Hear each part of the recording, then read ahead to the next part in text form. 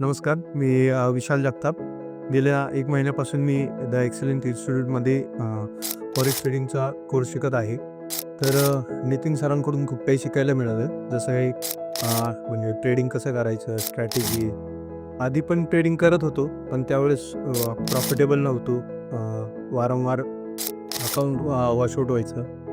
तर आता एवढा तरी कॉन्फिडन्स आला आहे, की आपला अकाउंट वॉशआउट होणार नाही आणि आपण लॉसमध्ये तरी जाणार नाही.